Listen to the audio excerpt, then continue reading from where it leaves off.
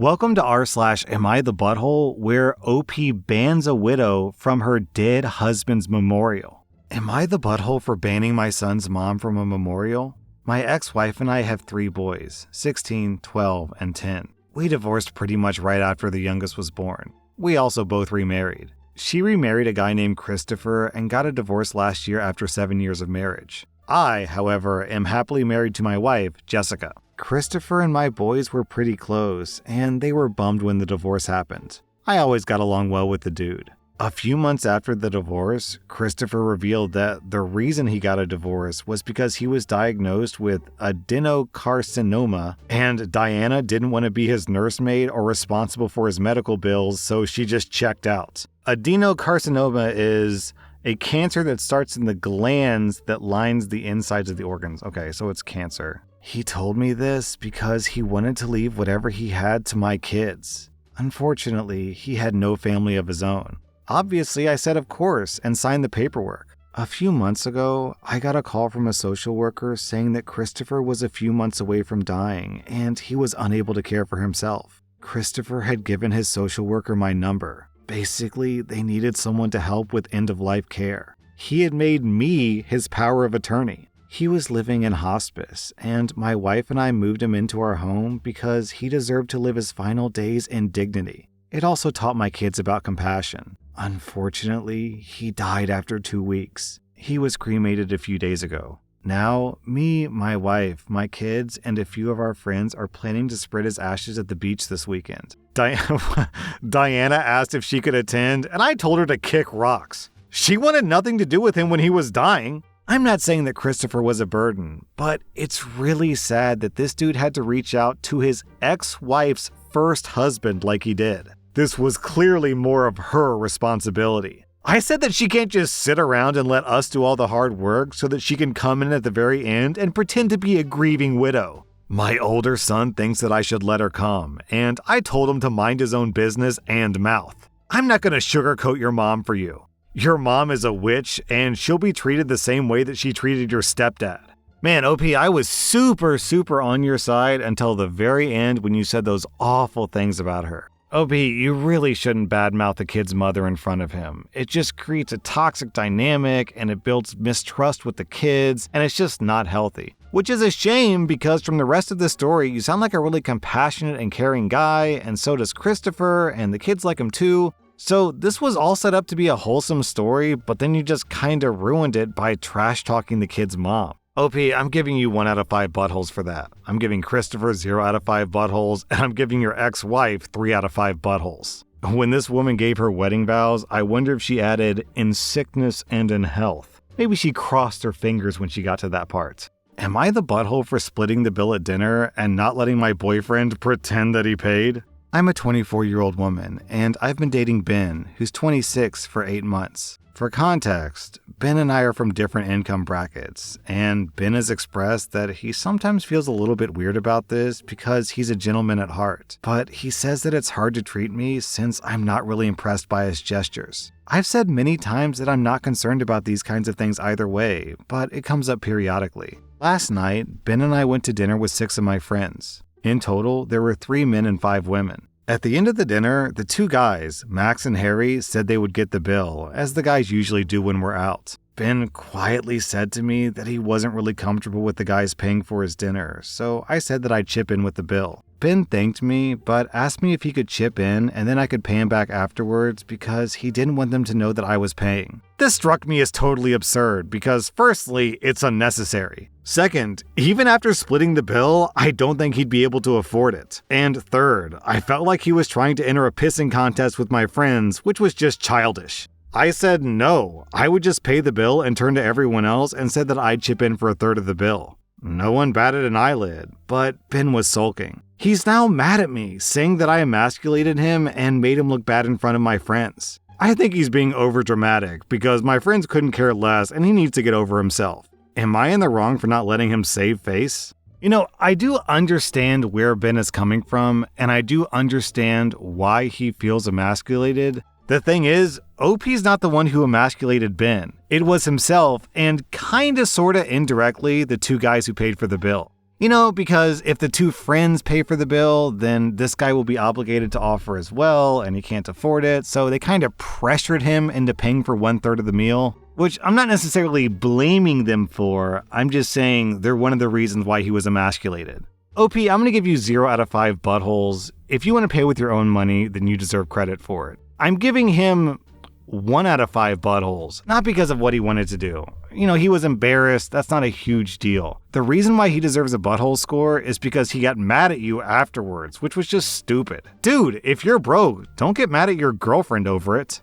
Am I the butthole for letting my 16-year-old daughter drink a glass of wine? I'm a 46-year-old woman, and last night I had a glass of wine while watching a movie with my daughter, who's 16. She asked me if she could try some. Normally, I'm strict with my kids when it comes to alcoholic beverages, but I didn't think a little wine would hurt, so I poured her a glass. I told her this would be a once-in-a-blue-moon exception. My husband, on the other hand, was not okay with this. When he came into the living room and saw her with wine in her hand, he lost his mind. He started shouting at me, asking why the hell I let her drink alcohol underage, and she could easily become addicted to it. I immediately felt bad and apologized, but my husband is still pissed with me over this. I don't think he trusts me anymore. Am I the butthole? Wow.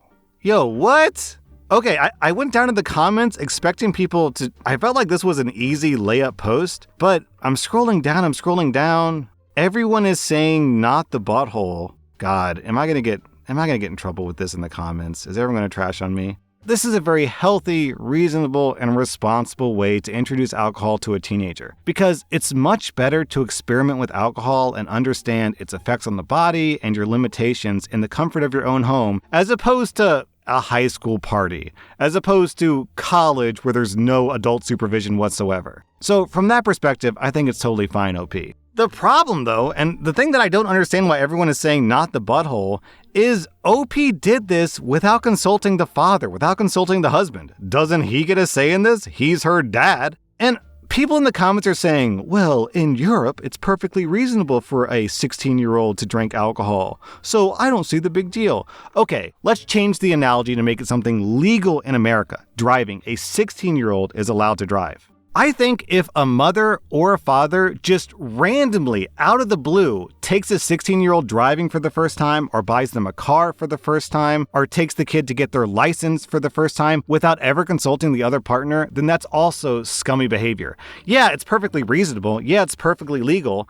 But a 16-year-old driving is a big deal. There's safety to consider. This is an important bonding moment between parent and child. So to completely remove one of the parents out of the equation isn't fair to that parent. Man, here's a story from my life that's somewhat similar.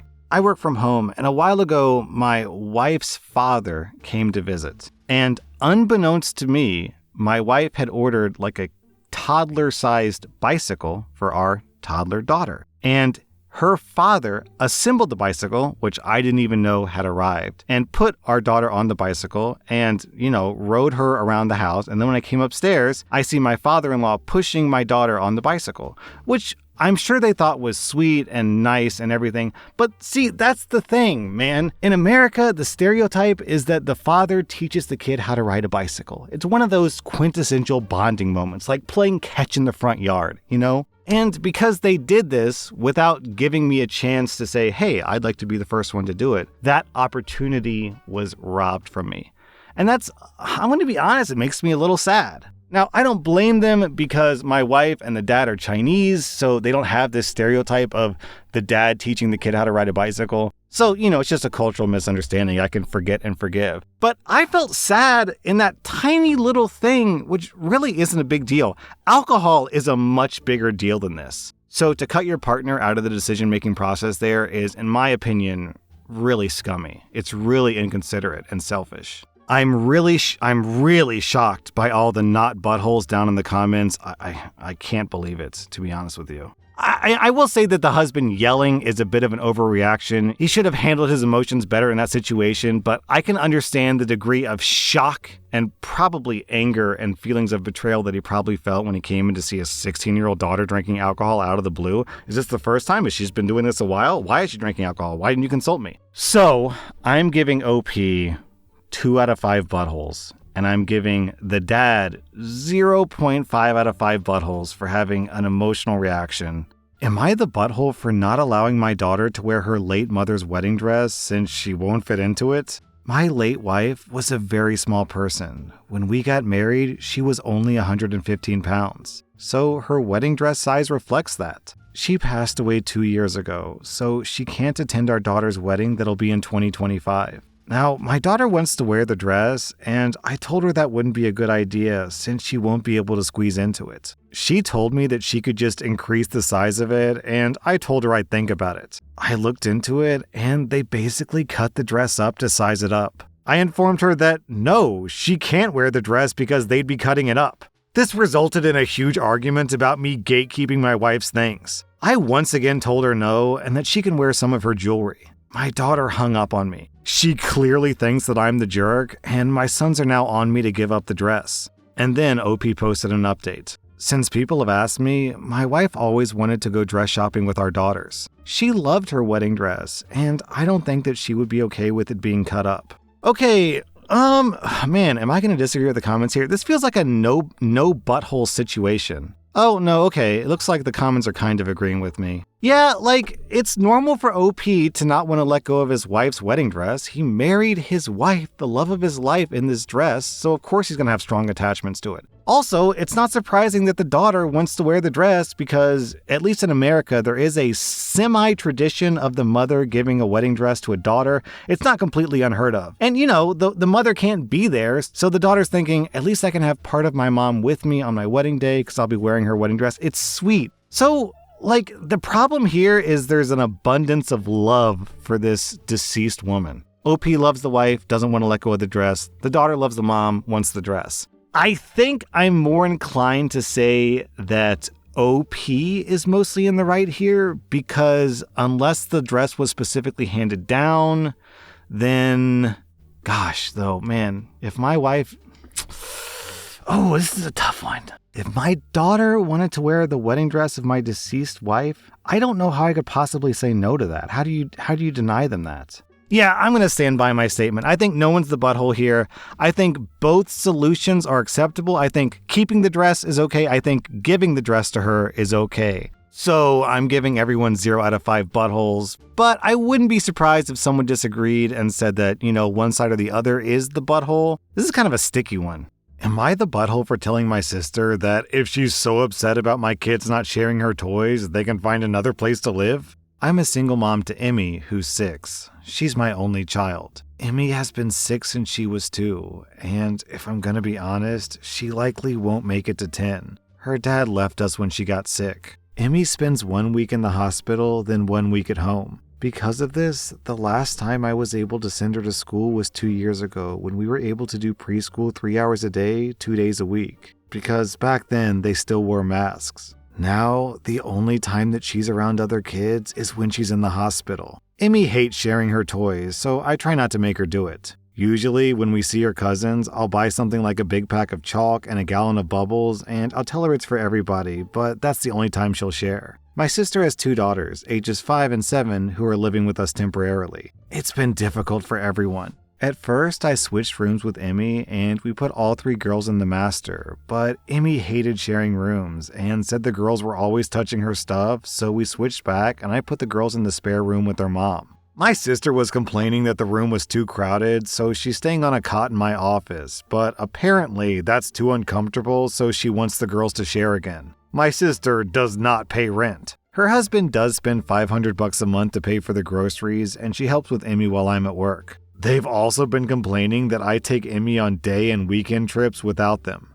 Emmy just spent the week in the hospital, and we came home on Saturday. My niece's beds were moved into Emmy's room, and her toys were everywhere. I confronted my sister, and she said that Emmy isn't using her room or her toys half the time, and the little girls should be sharing with each other. I told her that Emmy has already made it clear that she doesn't want to share her room or her toys, and that the room needs to be the way that we left it by the end of the day. She says that I'm being unfair, so I snapped at her and said that I'll be prioritizing my kids over her ungrateful self and her kids, and that if she can't get over my kid not sharing, then she needs to find somewhere else to live. They did fix Emmy's room, but they haven't been talking to us. At this point, I'm thinking about kicking them out anyways.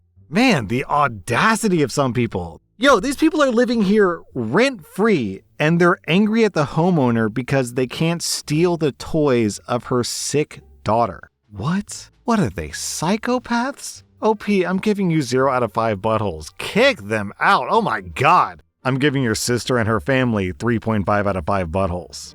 That was rSlash Am I the Butthole, and if you like this content, check out my podcast where I publish the exact same episodes. Also, hit that subscribe button because I put out new Reddit videos every single day.